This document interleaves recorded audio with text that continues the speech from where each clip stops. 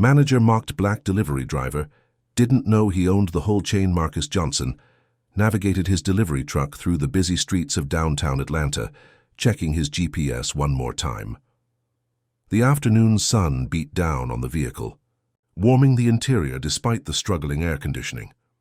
At 42, Marcus had spent the last 5 years building his restaurant supply business from the ground up, starting with just one truck and a handful of clients. Today he was making a personal delivery to Haute Cuisine, an upscale French restaurant that had recently signed a contract with his company, Elite Restaurant Supplies. The owner, a renowned chef named Pierre Dubois, had specifically requested certain imported ingredients on short notice, and Marcus decided to handle this first delivery himself. He pulled up to the service entrance in the back alley, parking his unmarked delivery truck beside the restaurant's dumpsters. The plain white truck bore no company logo. Marcus had newer branded trucks now, but he still kept this one for special deliveries and when he wanted to check out new clients personally. Marcus straightened his simple polo shirt and jeans before grabbing the invoice from the passenger seat. He didn't look like a CEO today. That was intentional. He had learned over the years that people revealed their true character when they didn't know who they were talking to. He unloaded the boxes of premium ingredients onto a dolly and wheeled them to the service entrance, pressing the buzzer with his elbow. After a moment, the door swung open to reveal a harried-looking kitchen worker. "Delivery for Chef Dubois," Marcus said with a professional smile. The worker nodded and held the door open. "You can bring it through to the kitchen. The manager will need to sign for it." Marcus navigated the dolly through the narrow hallway, taking in the gleaming stainless steel equipment as he entered the kitchen. The space hummed with controlled chaos as line cooks prepared for the evening service. A tall man in an expensive suit approached, his expression shifting from neutral to dismissive as he looked Marcus up and down. "You're late," the man said without preamble, his voice carrying across the kitchen. "We expected this delivery an hour ago." Marcus checked his watch. "Actually, sir, the delivery window was between 2 and 4. It's currently 3:15. The manager, whose name tag read Richard Whitman, narrowed his eyes. "Well, I was told 2 o'clock sharp. This disrupts our entire prep schedule." Marcus maintained his professional demeanor. "I apologize for any miscommunication, but I have the order form here showing the agreed delivery window." He held out the paperwork, which Richard ignored. Instead, the manager turned to one of the kitchen staff and said in a stage whisper, "This is why I told Pierre we should stick with our regular suppliers. These little operations are always unreliable." The kitchen grew quieter as staff members glanced uncomfortably between Marcus and the manager. "If you could just sign for the delivery," Marcus said evenly, "I'll be out of your way." Richard sighed dramatically and snatched the clipboard. As he scribbled his signature, he muttered just loud enough for those nearby to hear, "Probably can't even read the delivery instructions properly." A young sous chef standing nearby looked mortified but said nothing. Marcus took back the clipboard with a steady hand, his expression revealing nothing of the anger building inside him. "Thank you, Mr. Whitman. Chef Dubois has my direct number if there are any issues with the order." As Marcus turned to leave, Richard called after him, "Make sure you get it right next time, boy. We're not some diner in the hood." The kitchen fell completely silent. Marcus paused for just a moment, then continued walking without responding to the racist comment. He returned to his truck, closed the door and sat motionless for several seconds, his hands gripping the steering wheel tightly. This wasn't the first time he'd experienced such treatment.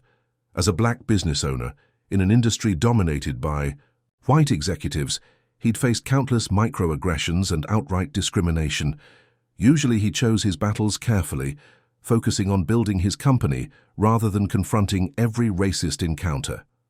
But something about Richard Whitman's smug condescension ignited a resolve in Marcus. The manager had no idea who he was really dealing with, and perhaps it was time he found out. If you're connecting with this story about dignity in the face of discrimination, please subscribe to our channel for more powerful narratives that illuminate important truths about the human experience. Your support helps us continue sharing stories that matter. The headquarters of Elite Restaurant Supplies occupied a modern building on the outskirts of Atlanta. Large windows allowed natural light to flood the open-concept office space, where a diverse team of 28 employees worked to manage the operations of what had become one of the Southeast's premier restaurant supply companies. Marcus parked his personal car, a modest sedan, in his reserved space and entered through the main doors. His assistant, Tanya Williams, looked up from her desk with a smile that quickly faded when she saw his expression. "That bad, huh?" she asked, rising. From her chair, Marcus shook his head. "Nothing I haven't dealt with before." Tanya had worked with Marcus for 4 years and could read him better than most. "The haute cuisine delivery. What happened?" Marcus walked toward his office, Tanya following with her tablet in hand. "Let's just say their manager, Richard Whitman, made some assumptions about me and the company." Inside his spacious office, Marcus set down his keys and took a seat behind his desk. The wall behind him displayed framed articles from business magazines, highlighting his company's rapid growth and innovation in the restaurant supply industry. Another wall showcased photos of Marcus with various celebrity chefs and restaurant owners who had become loyal clients. "The usual assumptions?" Tanya asked, her voice gentle but knowing. Marcus nodded. "Called me boy. Implied I couldn't read. You know, the greatest hits." Tanya's jaw tightened. At 35, she had navigated her own share of prejudice as a black woman in business. "What do you want to do about it?" Marcus leaned back in his chair, considering the question. In the early days, he had often let such incidents slide, focusing instead on proving his worth through the quality of his service and products. But Elite was different now, with annual revenues exceeding $15 million and contracts. With some of the most prestigious restaurants in 5 states, he no longer needed to tolerate such disrespect. "I want to know more about haute cuisine and this Richard Whitman," Marcus decided. "Not just the business side, I want to understand what we're dealing with." Tanya nodded, making notes on her tablet. "I'll have a full report by tomorrow morning. Anything specific you're looking for? Ownership structure, financials if they're available, Whitman's background and position, and set up a meeting with Pierre Dubois, preferably at our office. Tell him I want to discuss expanding our supply agreement." "Will do," Tanya replied, then hesitated. "Are you thinking what I think you're thinking?" Marcus allowed himself a small smile. "I'm thinking it's time for a lesson in respect and consequences. Not revenge, Tanya. Justice." After Tanya left, Marcus swiveled his chair to face the window overlooking the parking lot, where a fleet of Elite supply trucks were lined up, each bearing the company's distinctive logo. From a single second-hand delivery truck to this, all built by his own hands against considerable odds. He thought about his father, who had worked as a line cook for 40 years, enduring constant disrespect and discrimination while teaching Marcus that dignity couldn't be taken, only surrendered. His father had never lived to see the success of Elite, but his lessons formed the foundation of Marcus's business philosophy. Marcus picked up his phone and dialed a number from memory. "James," he said when his lawyer answered. "I need your advice on a potential acquisition." The next morning, Tanya arrived at Marcus's office with a thick folder and a determined expression. She closed the door behind her and took a seat across from him. "You're going to want to see this," she said, opening the folder to reveal several printed pages and photographs. Marcus leaned forward, giving her his full attention. "What did you find?" Haute Cuisine is part of the Dubois restaurant group, owned primarily by Chef Pierre Dubois. The group includes 5 restaurants in total, all high-end establishments with excellent reputations. Marcus nodded. This much he already knew from their initial business dealings. "The interesting part," Tanya continued, "is that while Chef Dubois is the creative force and public face, the group has been having financial difficulties. They've been seeking investors for the past 6 months." She slid across a printout of a confidential investment prospectus that her contact in restaurant financing had shared. "They're looking to sell a controlling interest. So far, no takers at their asking price." Marcus reviewed the numbers quickly, his business mind analyzing the potential. The restaurant group showed solid revenues but concerning profit margins and substantial debt from recent expansions. "And what about our friend Richard Whitman?" he asked, setting the financials aside. Tanya's expression hardened. general manager of haute cuisine for the past 3 years. Before that, he worked at several other upscale restaurants, never staying more than 2 years at any of them. She passed over several printed social media screenshots. He has quite the reputation among staff. These are posts from former employees, with names redacted. The pattern is clear. He's especially hard on minority staff, often taking credit for their ideas while blaming them for any problems. Marcus read through the comments, recognizing the familiar patterns of workplace discrimination that were rarely overt enough to trigger formal complaints, but created toxic environments nonetheless. "There's more," Tanya added. "I spoke with Lisa from HR about him. Apparently, he applied for a management position with Elite 2 years ago. She remembered him because he was so condescending during the interview that she removed him from consideration. Immediately." Marcus raised his eyebrows. "He tried to work for us?" "Yes, and when he was rejected, he left a scathing review on a job site claiming our company lacked professionalism and understanding of fine dining." Marcus couldn't help but laugh at the irony. "So, he has a personal grudge against Elite without even knowing who owns it?" "Exactly," Tanya confirmed. "And here's the last piece. Chef Dubois will be out of the country for the next month on a culinary tour of Southeast Asia. He's left Whitman in charge of day-to-day operations at haute cuisine. During his absence, Marcus absorbed this information, the outlines of a plan forming in his mind. "And our meeting with Dubois?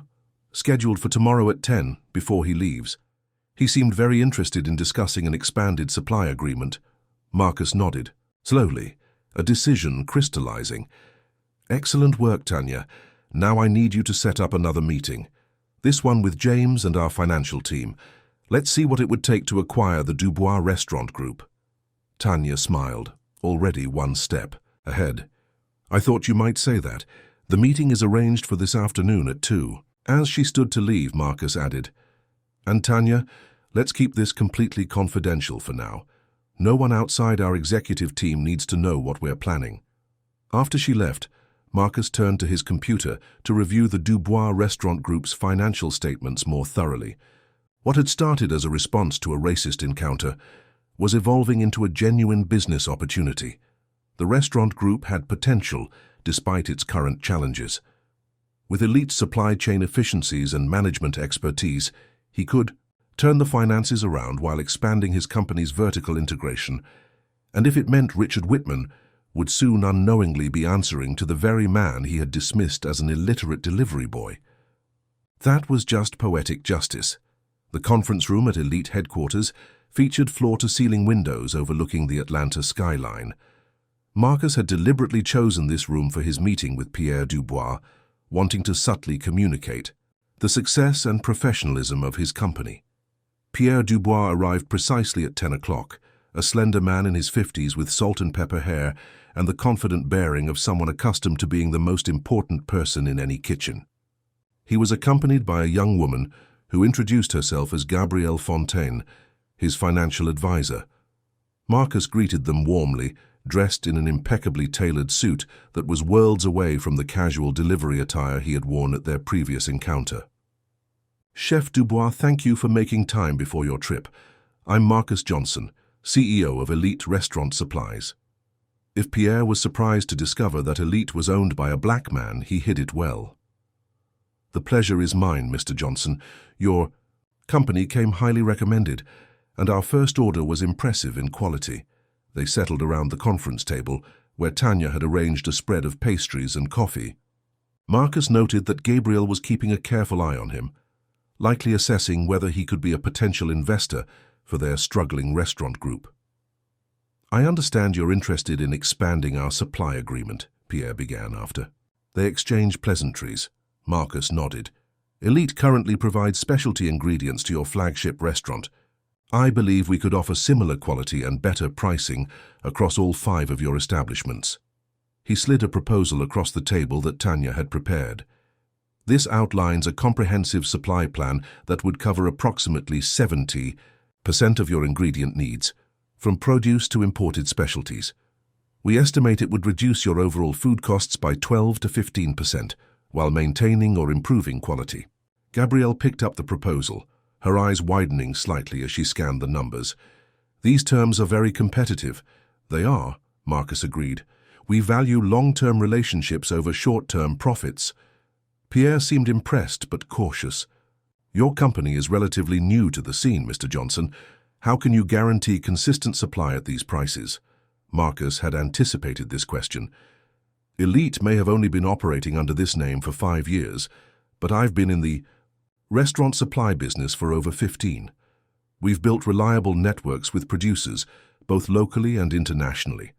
I'd be happy to provide references from our current clients, including 3 Michelin-starred establishments." The conversation continued, with Marcus explaining his company's quality control processes and flexibility in meeting the unique needs of high-end restaurants. Throughout the exchange, he found Pierre to be genuinely passionate about culinary excellence and surprisingly open to new ideas. As the meeting progressed, Marcus decided to take a calculated risk. "Chef Dubois, I'll be direct. I know your restaurant group is seeking investors. I may be interested in discussing a more substantial partnership beyond our supply agreement." Pierre and Gabrielle exchanged surprised glances. "You've done your homework, Mr. Johnson," Pierre said carefully.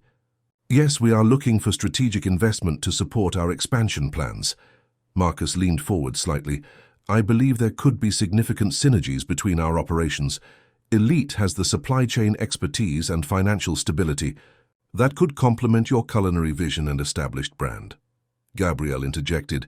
"Are you suggesting a minority investment or something more comprehensive?"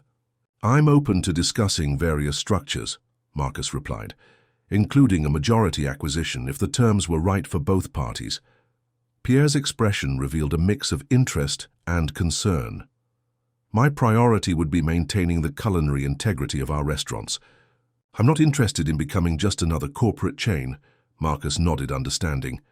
"I share that priority, chef. I grew up watching my father work in restaurant kitchens, often without recognition despite his talents. I built Elite with a commitment to supporting quality and creativity in the culinary world, not diminishing it." This personal revelation seemed to resonate with Pierre. "Perhaps we should continue this conversation then. Gabrielle can share our investment prospectus with you." "I would appreciate that," Marcus said, making a point not to reveal that he had already seen it. As the meeting concluded, Marcus walked them to the elevator, maintaining the perfect balance of professional interest without appearing too eager. "I'll review your supply proposal with my team," Pierre said as they shook hands. "It's very impressive, and regarding the investment discussion, we'll be in touch after Gabrielle and I have had a chance to talk." "I look forward to it," Marcus replied. "Safe travels on your culinary tour." After they departed, Marcus returned to find Tanya waiting in his office. "Well?" she asked expectantly. "I think we have a real opportunity here," Marcus told her. "Pierre seems genuine and passionate. We could work well together." "And Whitman?" Tanya prompted. Marcus's expression turned more serious. "That situation will need to be addressed if we move forward. But first, let's see if we can make this deal happen." He sat down at his desk, already mentally drafting the terms he would propose. This was no longer just about teaching one racist manager a lesson. It was about creating something meaningful that would expand opportunities for everyone involved, including the staff currently working under Whitman's discriminatory management. 2 weeks later, Marcus found himself once again behind the wheel of the unmarked delivery truck, approaching the service entrance of Haute Cuisine. The acquisition negotiations with Pierre Dubois were progressing well, with both legal teams working through the details of what would likely be a 60% ownership transfer to Elite. Pierre had departed for his culinary tour, leaving Richard Whitman in charge of Haute Cuisine's operations. Marcus had decided to use this opportunity to observe the restaurant's culture more directly before finalizing the deal. He parked in the same spot as before and unloaded a special order of truffles and other premium ingredients. This time, he wore a cap pulled low over his eyes and had deliberately scuffed his already casual clothing to appear even more like a worker rather than an owner. When he rang the service bell, a different kitchen worker answered, a young black man who introduced himself as Dion. "Delivery for Chef Laurent," Marcus said, referring to the head chef who remained while Pierre was traveling. Dion held the door open. "Come on in, I'll show you where to put it." As they walked through the kitchen, Marcus noted the tense atmosphere. The staff moved efficiently but silently, with none of the usual banter found in most restaurant kitchens. When Richard Whitman emerged from the office, several employees visibly stiffened. "Another delivery?" Whitman said with clear annoyance. "We just had one yesterday." "This is the special order of truffles, sir," Dion explained. "Chef Laurent requested it for tonight's tasting menu." Whitman sighed dramatically. "Fine, put it over there. I'll have someone check it." Marcus placed the boxes where indicated and held out his digital tablet for a signature. "If you could just sign here, sir."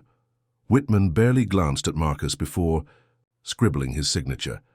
"Tell your company to consolidate these deliveries in the future. This constant interruption is inefficient." "I'll pass that along," Marcus replied neutrally. As he turned to leave, Marcus deliberately dropped his tablet, causing it to slide under a prep table. He knelt to retrieve it, taking the opportunity to observe more of the kitchen dynamics, while Whitman had already dismissed him from mind and was berating a line cook for some minor infraction. "The garnish needs to be precisely arranged, Jamal. This looks like a child did it. Are you incapable of following simple instructions?" The young cook, clearly experienced despite his age, nodded silently and redid the plate with steady hands, his face a careful mask hiding whatever he truly felt. Marcus retrieved his tablet and made his way out, but not before exchanging a brief glance with Dion, who gave him a barely perceptible shake of the head, communicating volumes about the working environment. Outside in his truck, Marcus made some notes on his phone, documenting what he'd observed. Then he called Tanya. "I need personnel files for all haute cuisine staff," he told her, "and see if you can arrange discreet conversations with some former employees. I want to know who the talented people are, who Whitman might be holding back, and who might be considering leaving." "Already on it," Tanya replied. "James called, by the way. The final acquisition proposal is ready for your review." "Good. I'll be back at the office within the hour." Marcus started the truck but paused before pulling away. Through the kitchen window, he could see Whitman continuing to micromanage the staff, his body language conveying contempt rather than leadership. Though he couldn't hear the words, Marcus could easily imagine the condescending tone. This was about more than one racist encounter now. It was about all the Jamals and Dions who endured daily indignities to pursue their passion for culinary arts. About talented people whose careers were stalled by prejudice, masked as high standards when applied to people of color. Marcus had built Elite not just as a business, but as a company that valued diversity and created opportunities. Now he had the chance to extend those values into the Dubois restaurant group, starting with haute cuisine. He put the truck in drive, his resolve strengthened. The acquisition would move forward, but with a new purpose beyond business expansion. It was about creating a more equitable culture in an industry that often relegated black talent to the back of the house, hidden from view despite their crucial contributions to culinary success. The signing ceremony took place in a private dining room at Haute Cuisine, 3 days before Pierre Dubois was scheduled to return from his culinary tour. Marcus sat at one end of the polished table, James and Tanya flanking him, while Gabrielle Fontaine and the Dubois Group's lawyer occupied the other end. Between them lay the acquisition documents, the culmination of intense negotiations. "The final terms are as follows," James summarized. "Elite Restaurant Supplies will acquire a 65% ownership stake in the Dubois Restaurant Group, with Pierre Dubois retaining 35% and continuing as executive chef and culinary director across all properties." Gabrielle nodded. "The purchase price reflects the agreed valuation, with the additional performance-based incentives as outlined in Appendix C." They proceeded through the formalities, initialing each page before Marcus and Gabriel signed the final documents as representatives of their respective companies. "Congratulations," Gabriel said as they shook hands. "Pierre is very pleased with this partnership. He believes your vision for the company aligns well with his culinary philosophy." "I respect Chef Dubois immensely," Marcus replied. "My goal is to provide the business foundation that will allow his culinary vision to flourish." After the lawyers had packed away the documents and departed, Tanya handed Marcus a folder. The staff meeting is scheduled for tomorrow at 2 p.m. All restaurant managers and key personnel will be present. And Whitman, Marcus asked quietly, still has no idea about the ownership change. He's been told it's a meeting about new supply arrangements. Marcus nodded, satisfied. Perfect. And the other preparations we discussed? All in place. Tanya confirmed. The team is ready to implement the transition plan immediately following the announcement. That evening, Marcus sat alone in his home office, reviewing personnel files of haute cuisine staff. He had identified several promising employees whose careers appeared to have stalled under Whitman's management, particularly people of color, who had received excellent reviews from Chef Dubois, but critical assessments from Whitman. Among them was Dion Jackson, the young man who had greeted Marcus during his delivery. At 28, Dion had graduated top of his class from a prestigious culinary institute and had worked at haute cuisine for 3 years. His file contained glowing notes from Pierre about his creativity and technique, alongside Whitman's critiques about his attitude and lack of refinement. Marcus made notes about potential promotions and development opportunities, planning a restructuring that would recognize talent regardless of race.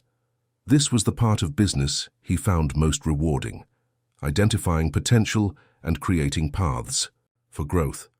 Tomorrow would bring confrontation, something Marcus didn't relish despite its necessity.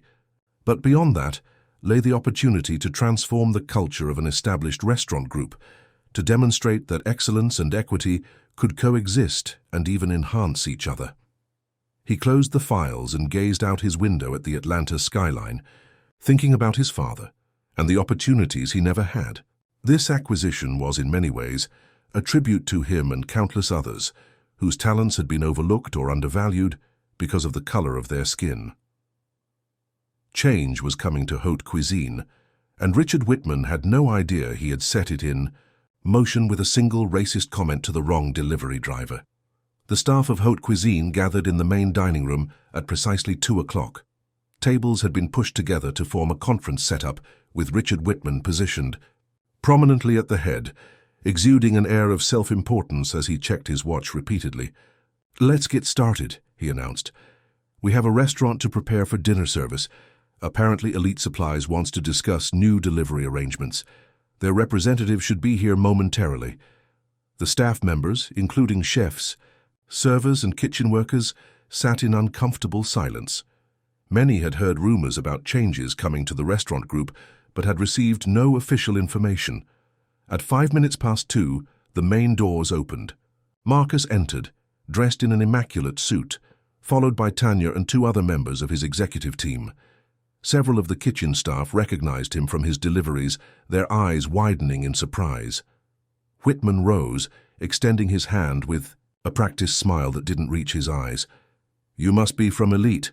Richard Whitman, General Manager of Haute Cuisine. We were expecting someone 15 minutes ago." 5 minutes ago, actually, Marcus corrected calmly, not taking the offered hand. "And yes, I am from Elite Restaurant Supplies, Marcus Johnson, CEO and founder." A flicker of confusion crossed Whitman's face, followed by the dawning realization that he had seen this man before, but in very different circumstances. "You're the delivery driver," he said, his voice revealing his disbelief. "Among other things," Marcus acknowledged, addressing the room rather than just Whitman. "Good afternoon, everyone. Thank you for taking time from your preparations to meet with us. I have some important news to share." He moved to the head of the table, effectively displacing Whitman, who stood awkwardly to the side, his face flushing. 3 days ago, Elite Restaurant Supplies acquired a majority stake in the Dubois Restaurant Group, which includes haute cuisine.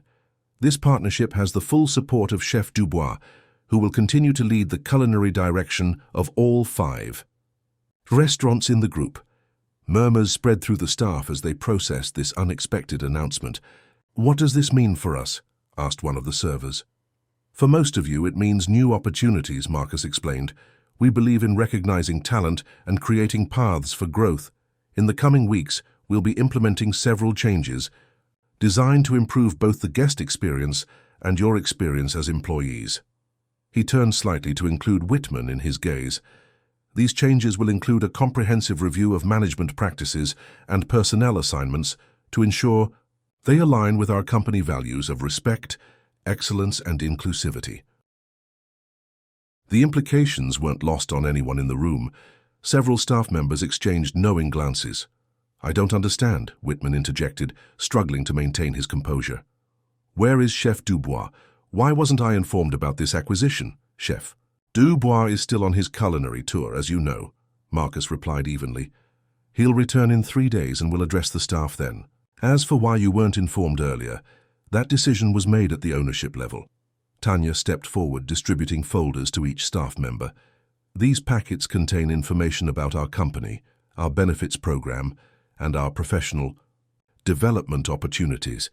We'll be conducting individual meetings with each of you over the next 2 weeks to discuss your career goals and how they might align with our vision for the restaurant group." As the staff began to review the materials, expressions of cautious optimism appeared on many faces.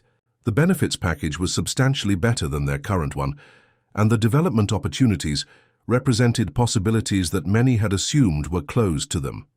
Marcus continued, "One immediate change I'd like to announce is the promotion of Dion Jackson to the position of assistant chef. Chef Dubois has spoken highly of your talents, Dion, and we believe you're ready for more responsibility." Dion sat stunned, while several colleagues patted him on the back in congratulation.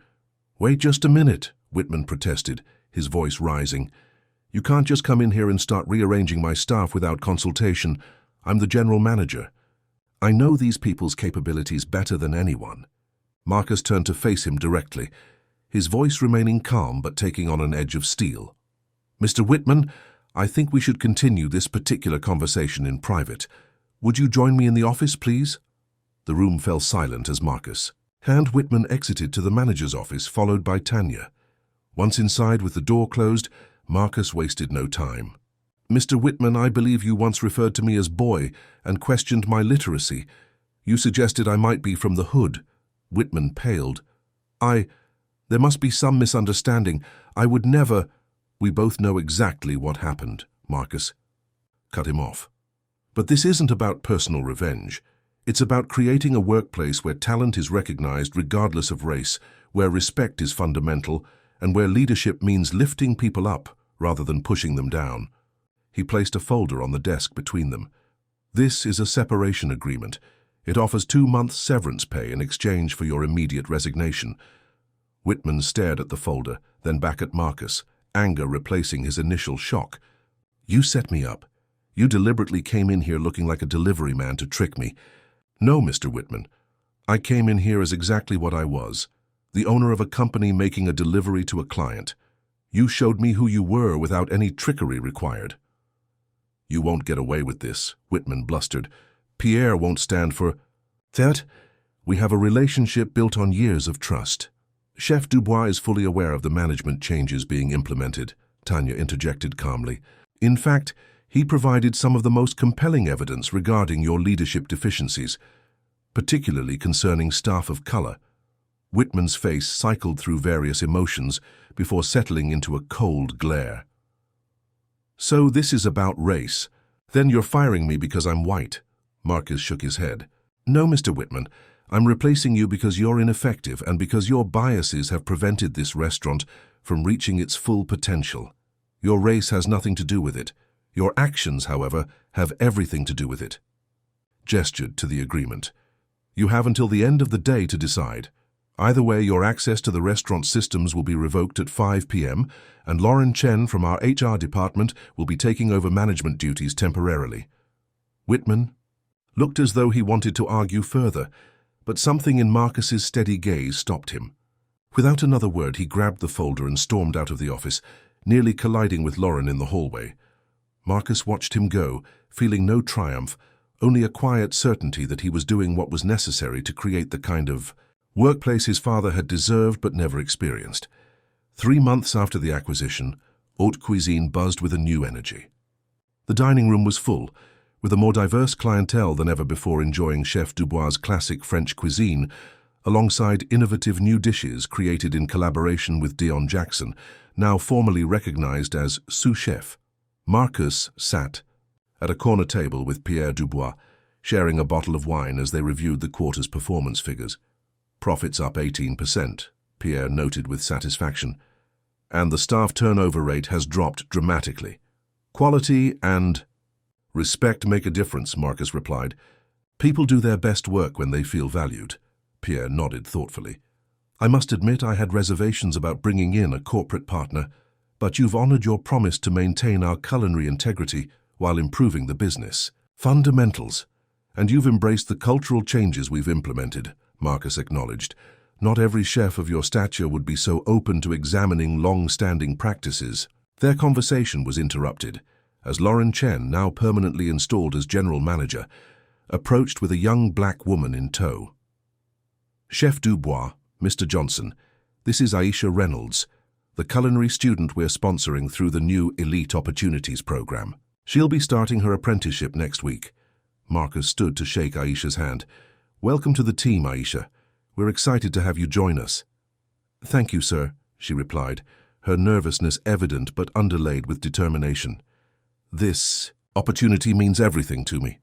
After Lauren escorted Aisha to the kitchen for a tour, Pierre raised his glass in a toast. To new beginnings and unexpected partnerships, Marcus clinked his glass against Pierre's, and to creating the changes we want to see in the world. Later that evening, as service wound down, Marcus made his way through the kitchen, observing the smooth choreography of the staff. Under the new leadership structure, the kitchen had transformed from a tense hierarchical environment to a collaborative space where ideas were freely shared and credit properly given. Dion spotted him and approached, wiping his hands on a towel. Mr. Johnson, I wanted to show you something. He led Marcus to a small alcove where the staff meal was being prepared by one of the newest hires, a young man from the same neighborhood where Marcus had grown up. Kevin here has been experimenting with modern interpretations of traditional soul food, Dion explained.